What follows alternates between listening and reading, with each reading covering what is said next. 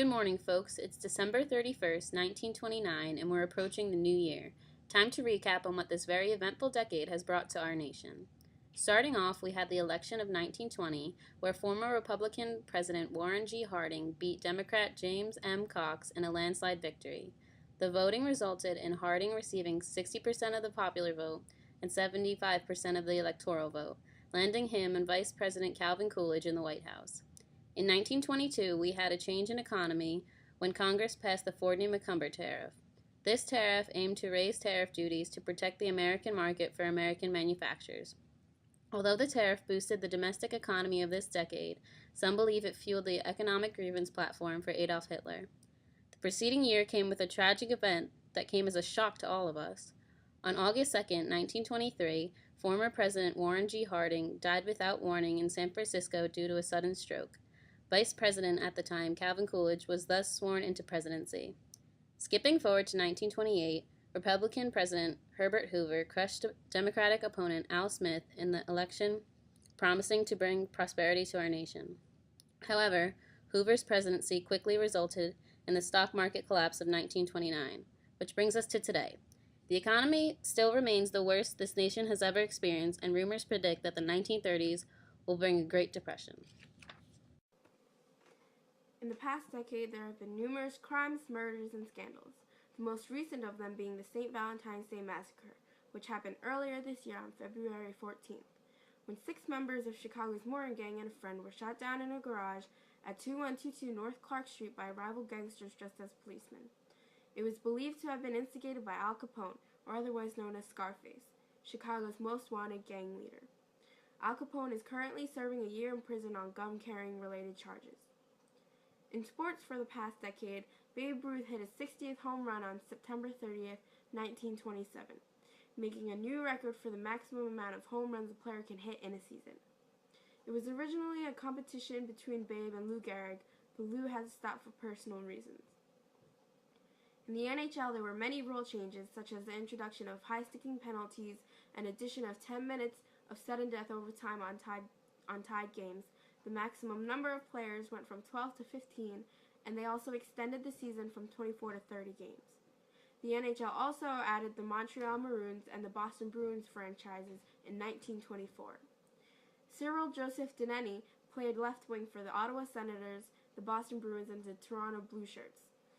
He retired this year after a 263-point career in 9 seasons. He scored 176 goals and had 63 assists. In the past decade alone, he won 5 Stanley Cups, 4 of which were for the Senators. After being sold to Boston, he went on to lead them to the Stanley Cup as a playing coach. The Bruins won the Stanley Cup earlier this year with the help of Dineni. Thank you, Jess, for that sports recap. And hello, fashion lovers. I am Rachel Zaharchak from Vanity Fair, here with recaps from the popular clothing styles of the last decade. Here's a playback of my 1920s fashion advice to you all. Ladies, toss your curls and cares away. Raise your skirts and bob your hair. It's the 1920s. No more curves. Impress a man with a flat chest and few pearls around your neck. Show your ankles. Delicate heels are in. Away with heavy toe coverings and long skirts. Drop waist skirts and straight silhouettes are the latest. And pick up a cloche, because everyone is wearing one. It's a tight-fitted hat, and it's 10 times easier to carry than those gargantuan things that they used to wear all the way back in 1911. Men, go out and impress the ladies with your Oxford bags and tight-fitted waisted coats or blazers. Remember never to forget your ascots, handkerchiefs, cufflinks, or fancy ties. Also, a real man never leaves the house without his hat, be it a bowler or the Tribly or a fedora. Have toddlers? Well, dress your little man up just like his father. The way you know that you can be confident that you're sending your little boy into the public looking dapper.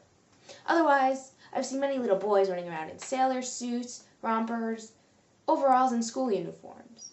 Little girls also look cute in nautical clothing. A cute dress is also cute, maybe with a necktie or some embroidery. Cloches are popular with little girls as well. Okay, everyone, tune in later for your celebrity fashion news, and tomorrow for your latest Chanel designs. I am Rachel with Vanity Fair, and remember, fashion isn't insanity, it's thoroughly modern. I just can't wait to see fashion evolution in the next decade. I am so excited.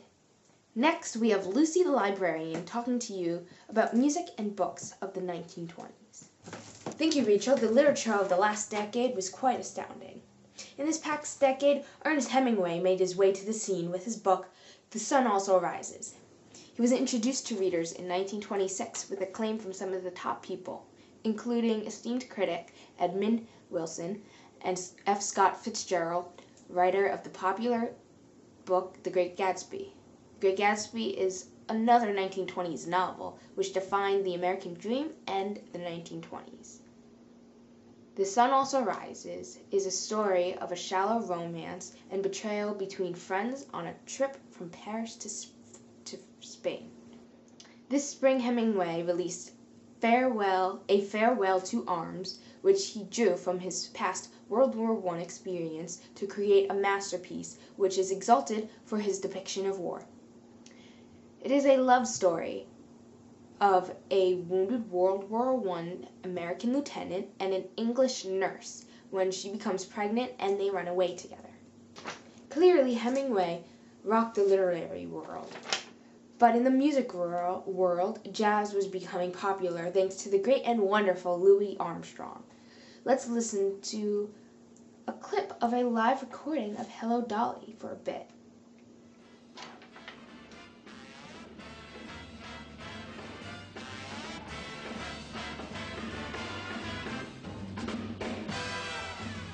Hello, Dolly. This is Louis Dolly. Mighty glad to have you back where you belong. You lookin' swell, Dolly.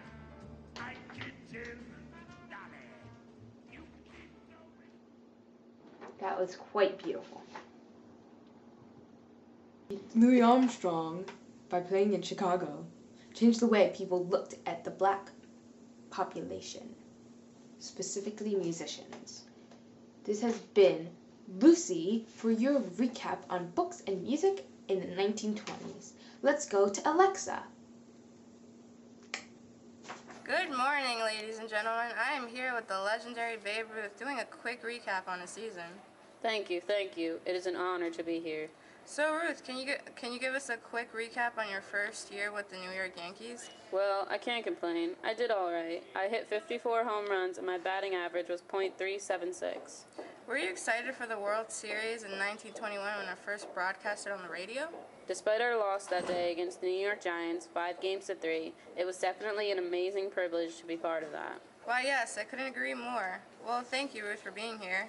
It was a pleasure. Thanks for having me. This interview was brought to you by the following. You only need one soap, Ivory soap. Want to shave but save? Well, now you can with the one and only Gillette razor. For refreshing taste, drink Coca-Cola, the best soft drink out there. Thank you for tuning into our 1920s recap. Our show tomorrow will be of our New Year's resolutions of our favorite celebrities. Happy New Year to all. Adios to the 1920s and hello to the 1930s. See ya.